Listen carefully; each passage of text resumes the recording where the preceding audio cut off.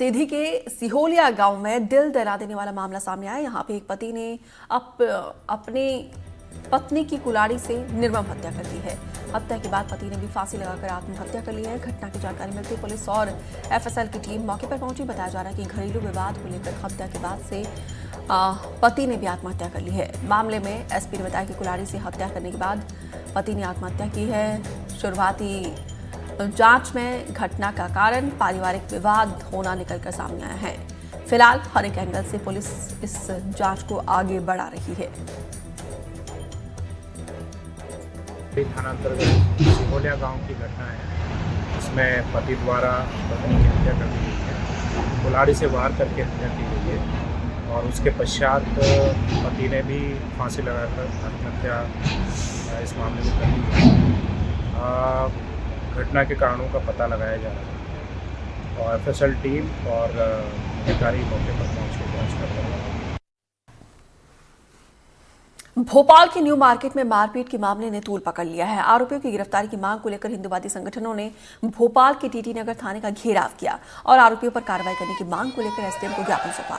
दरअसल भोपाल के new market में मारपीट का एक सीसीटीवी फुटेज सामने आया था, जिसमें कुछ लोग मिलकर एक शख्स की पिटाई कर रहे हैं।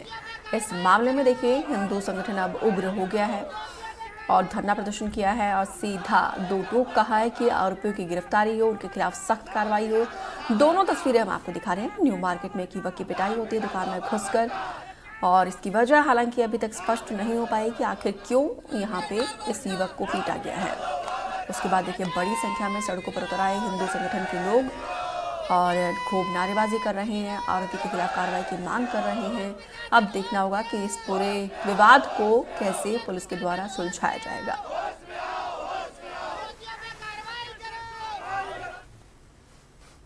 बलरामपुर में आंगनवाड़ी कार्यकर्ताओं ने विरोध प्रदर्शन किया, साथ ही कलेक्ट्रेट में राष्ट्रपति के नाम पर ज्ञापन सौंपा। इस दौरान आंगनवाड़ी कार्यकर्ताओं और सहायिकाओं ने प्रदर्शन करके वेतन बढ़ाने की मांग की है। सैलरी इंक्रीमेंट के लिए देखिए सड़कों पर उतर आए हैं।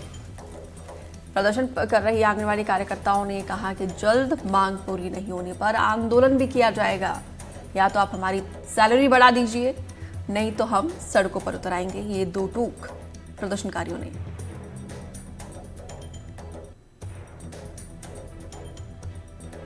हमारी 7 सूत्रीय डिमांड है। सरकार से बार बार आग्रह किया जा रहा है हमें सरकारी कर्मचारी घोषित करें। जब तक सरकारी कर्मचारी घोषित नहीं कर रहे हैं तब तक हमें न्यूनतम वेतन 21,000 और सहायिका बहनों को 18,000 प्रदान किया जाए। हमें सामाजिक सुरक्षा, ग्रेजुएटी और हमारी बहनें कार्यकर्ता सहायिका बहनें जब रिटायरमेंट हो तो उन्हें 10 लाख की राशि दे के उन्हें सम्मानपूर्वक विदा किया जाए। कई मांगे हैं जिसमें मुख्य रूप से मानदेय बढ़ाने का मानदेय है, और भी जो मांगे हैं उसको हम लोग भेज रहे हैं राज्य शासन को और उम्मीद है कि इसका निराकरण होगा।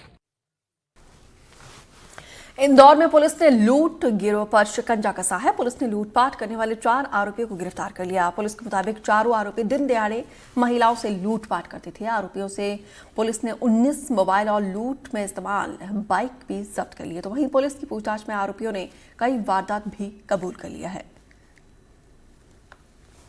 देखिए 11 फरवरी के आसपास एक फरियादी खुशी नाम की जो बालिका थी 22 वर्षीय, उसके द्वारा थाना आज़ाद नगर पे आके रिपोर्ट दर्ज कराई गई कि एक अज्ञात व्यक्ति द्वारा झपटमारी करके उसका मोबाइल छीन लिया गया है।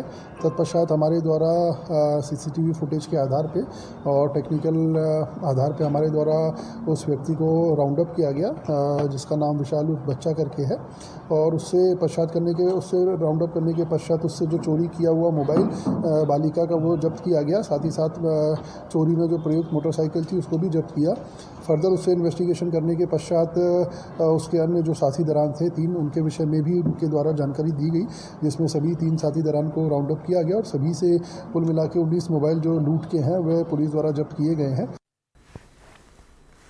एक और बड़ी खबर का रुख करते हैं। नक्सलवाद के गढ़ कहे जाने वाले कांकेर में ग्रामीणों की आईडी पर फर्जी सिम बेचने का सनसनीखेज मामला सामने आया है, जहां पर निजी टेलीकॉम कंपनी का मैनेजर सिम बदलने के नाम पर ग्रामीणों से 2 बार केवाईसी करवाता था और ग्रामीणों की आईडी पर फर्जी सिम जारी करके बेचता था। शिकायत मिलने पर पुलिस ने आरोपी को गिरफ्तार कर लिया है। पुलिस के मुताबिक आरोपी ने 188 ग्रामीणों के नाम पर फर्जी सिम बेची है।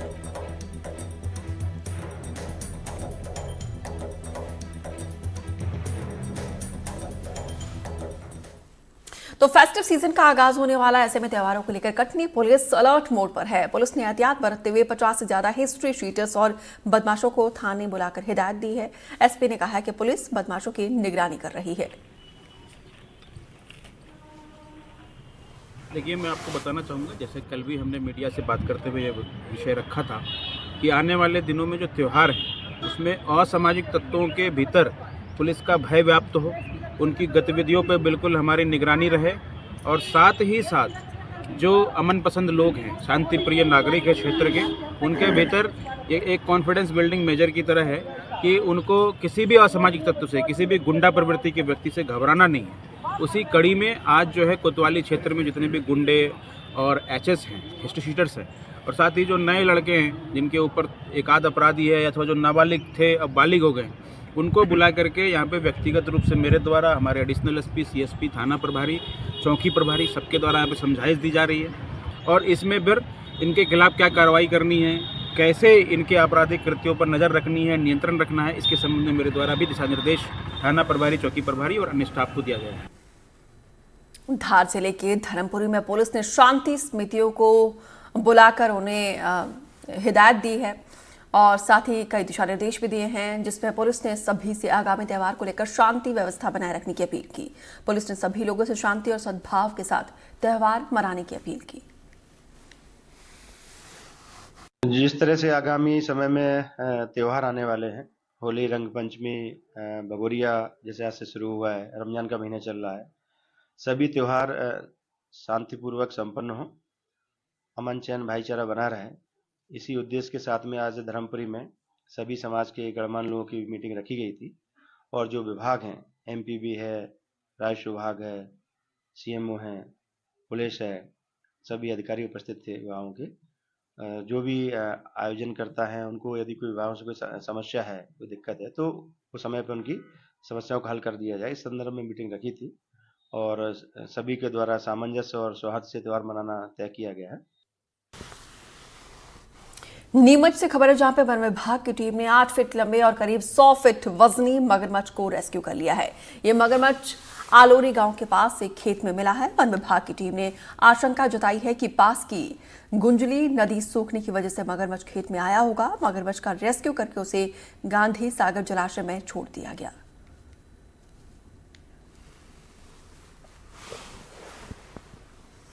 तो वहीं रेल विभाग समय समय पर मॉक ड्रिल आयोजित करते रहता है। मॉक ड्रिल से किसी भी आपात स्थिति में बचाव कार्य करने का अभ्यास किया जाता है। इसी कड़ी में विदिशा के सोराई रेलवे स्टेशन पर मॉक ड्रिल का आयोजन किया गया। इस दौरान भोपाल रेल मंडल के डीआरएम देवाशीष त्रिपाठी और दूसरे वरिष्ठ अधिकारी मौजूद रहे। मॉक ड्रिल में एनडीआरएफ और एसडीआरएफ की टीमों ने हादसे के दौरान लोगों को सुरक्षित बाहर निकालने का अभ्यास किया। मॉक ड्रिल को लेकर डीआरएम देवाशीष त्रिपाठी ने कहा कि इस मॉक ड्रिल का उद्देश्य रेलवे स्थानीय प्रशासन